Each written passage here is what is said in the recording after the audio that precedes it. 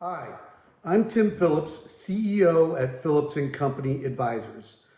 Our mission is to improve your life and financial strength. And one way we do that is through thoughtful, informative advice.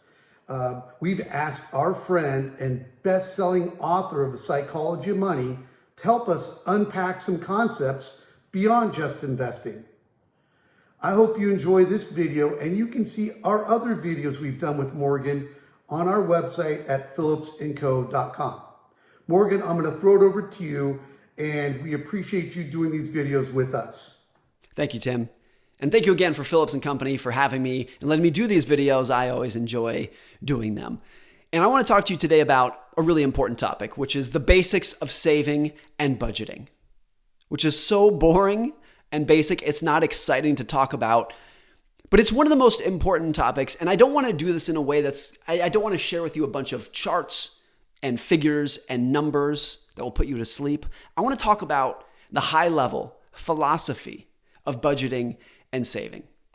And I want to convince you of 2 points today.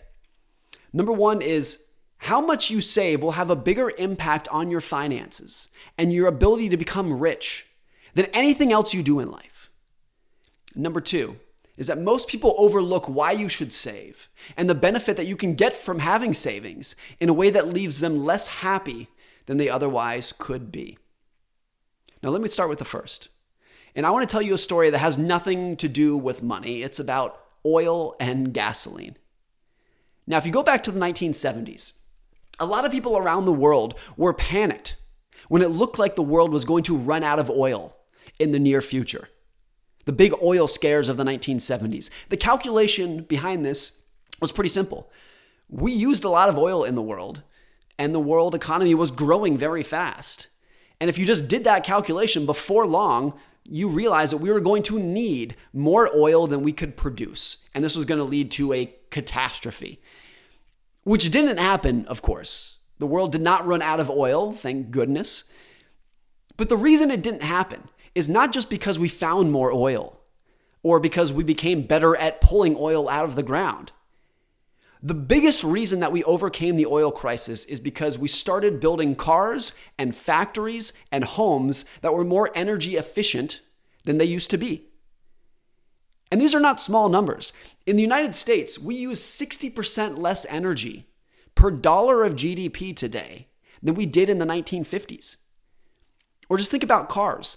The average miles per gallon on all vehicles on the road today has doubled since 1975. Think of it this way. A 1989 Ford Taurus, this little car right here, got about 18 miles per gallon. Whereas today, a 2022 Chevy Suburban, this beast right here, gets 25 miles per gallon. It is way more efficient than the little dinky car was back in the 1980s. The world grew its energy wealth, so to speak, not by increasing the energy that we had. We did it by decreasing the amount of energy that we needed. U.S. oil production has increased 65% since the 1970s, while conservation and efficiency has more than doubled since the 1970s. So it is easy to see which side of that equation has made a bigger difference. It wasn't that we got more energy, it's that we needed less energy. The important thing about this is that finding more energy and drilling more oil was and always will be, to some degree, out of our control. It relies on this slippery mix of technology and politics and geology and the weather, things that aren't always in our control. But becoming more efficient with the energy that we use is and always has been and always will be in our control. The decision to buy a smaller car or to ride a bike when you're commuting is up to you, and it has a 100% chance of improving your energy efficiency. And I want to tell you that that same idea, that same philosophy is true when we are thinking about our money. Investment returns can make you rich, of course. Having a high-paying job can make you rich. Everyone understands that. But whether an investing strategy will work and how long it will work for, and whether the stock market will cooperate with you, is kind of always uncertain. You can put the odds of success in your favor, but it is always shrouded in a degree of uncertainty. But personal savings and frugality, which is the money equivalent of conservation and efficiency, are parts of the money equation that are more in your control and have a 100% chance of being as effective in the future as they are today.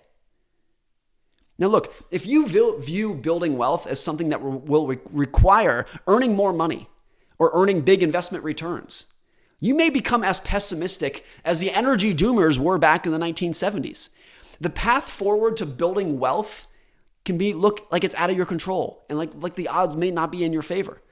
But if you view building wealth as powered by your own frugality and efficiency, the destiny is more clear. And look, it's not that earning a good income and investing properly for the long run don't matter, because of course they do. Those are tremendously important topics and some of my favorite topics in this field. It's just so easy to overlook how important the savings and budgeting side of the equation is when you are thinking about wealth. Wealth is just the accumulated leftovers after you spend what you take in. And since you can build wealth without a high income, but you have no chance of building wealth without a high savings rate, it is clear which one matters more. Now, here's what's really interesting and more important, which is that the value of wealth is not just about what you have. It's what you have relative to what you need that makes all the difference in the world.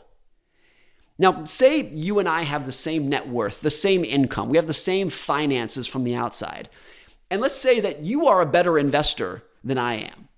Maybe I can earn 8% annual returns and you can earn 12% better returns because you're smarter than me, let's say. But let's say that I'm more efficient with my money. Let's say that I need half as much money to be happy, while your lifestyle compounds as fast as your assets. In that scenario, I am better off than you are, despite being a worse investor. I am getting more benefit from my investments despite lower returns because I would need less money just to be happy with my lifestyle. It's the same with incomes as well. Learning to be happy with less money creates a similar gap between what you have and what you want that you get from growing your paycheck, growing your net worth. But the saving side of growing that equation is more in your control. And that is why budgeting is such an important part of becoming happier with your money. You can have a high income and be a great investor, but if you live paycheck to paycheck, it will never accumulate into wealth. On the other hand, you can be a relatively low income individual, but if you have a high savings rate, your money will accumulate and pile up faster than you can ever imagine. Now, let me tell you something else that's easy to overlook and ignore when you're thinking about savings. It's the question, what are you saving money for? It seems like a simple question, but this is really important because when most people think about savings, they think about saving for a specific item. Say you're saving for a new car or a new house or new clothes, whatever it might be. You're saving to buy more stuff. And that's great, of course. But there's another benefit from savings that is so easy to overlook. And I think it's the biggest benefit that money and savings can offer. And that is controlling your time. About a decade ago, a gerontologist named Karl Pillemer, gerontologist is a doctor that studies elderly people, did a study with 1,000 elderly Americans, most of whom were over 90 years old. Some of them were over 100 years old. And he just asked them, tell me about your life. What have you learned about life that we younger people can take away, that you've learned in this long life? There's a really interesting part of his book where he talks about what these elderly Americans had learned about money. And what Karl Pillemer said was, quote, out of the 1,000 people that he interviewed, not a single person mentioned that they wished they had earned more money. Not a single person mentioned that they wished that they had spent more money on nicer things. Not a single person mentioned that they wished they earned higher investment returns. That never came up once. But almost every single person, almost all of the 1,000 people that he interviewed, mentioned that they wished they had spent more time with their friends. They wished they spent more time with their family.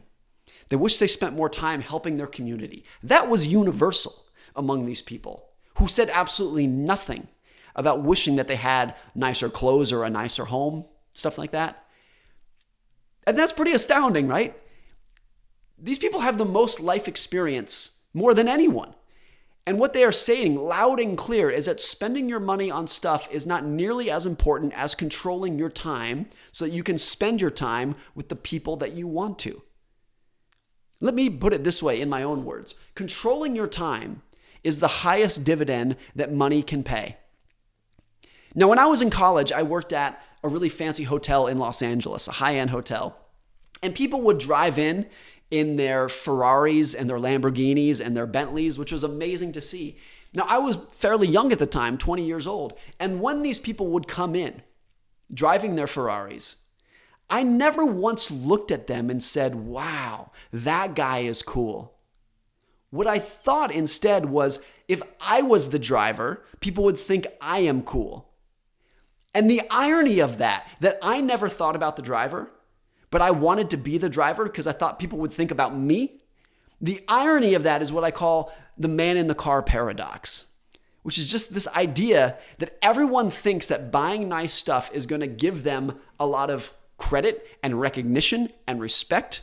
But when you see somebody with nice stuff, you don't think about them. You think about yourself having that nice stuff.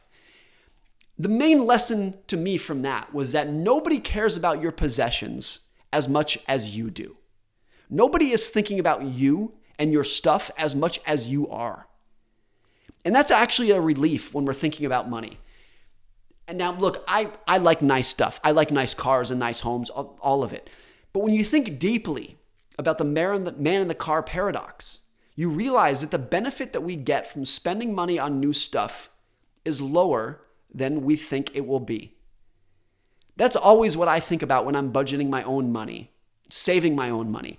I'm not saving for a new car or a new house or to buy new clothes or nicer stuff because I know that I won't get as much benefit out of that stuff as I think I will. Instead, I'm trying to learn from Carl Pillimer's book, and I am saving to have more control over my time. I want to have enough savings so that I can have enough freedom and flexibility in my career and in my life to spend my time doing what I want, when I want, with whom I want, for as long as I want to. That, I think, is how you can become a little bit happier saving and budgeting and working with your money.